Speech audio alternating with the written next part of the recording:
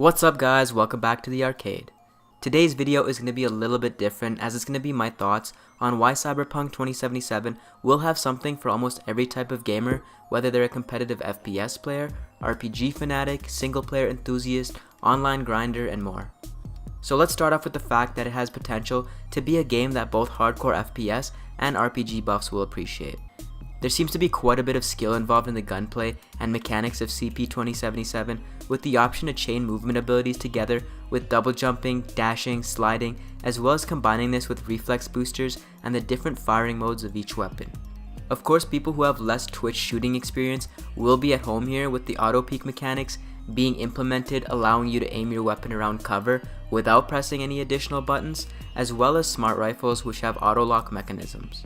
People who play mainly RPG games will have a ton of variety to play with, from customizing their characters to reflect their ideal look, whether that's modeling your character after yourself or a slightly more fantasy driven vision.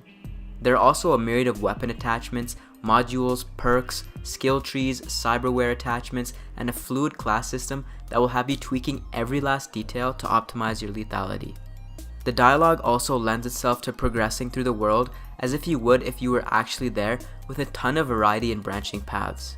The Witcher 3 had something like 36 different true endings, and Cyberpunk 2077 will be no different. Just to be clear, 36 endings do not mean 36 different cutscene endings, but implications in the world style endings. We also have something for single player and multiplayer aficionados. While Cyberpunk 2077 is a story-driven single-player RPG experience, there's most likely going to be an online aspect to it after release. Multiplayer is in research and development phase and was initially supposed to be released with single-player, but got pushed back.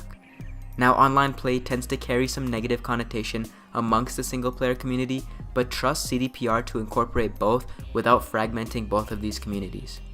Even something like leaderboards for missions or speedrun scores would give the game longevity, although I believe that if they incorporate multiplayer, it will be more robust and fleshed out.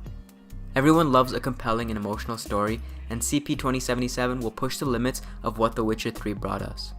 The world of Night City has a much more dangerous and oppressing theme, and issues like love, choice, sacrifice, morality, and politics will be front and center again, but hopefully in a much more gripping and investing way. I really think Cyberpunk 2077 will deliver on this front, and dare I say explore much more of these topics than The Witcher 3 could, which was bound to a world where Geralt seemed to be in control of. V is an up-and-coming cyberpunk, and thus will be tested with all the trials and tribulations which solidify a strong protagonist later down the line. Thanks for watching guys, and let me know what your gaming background is and what drew you into Cyberpunk 2077, and for more Cyberpunk 2077 content, subscribe to the Neon Arcade.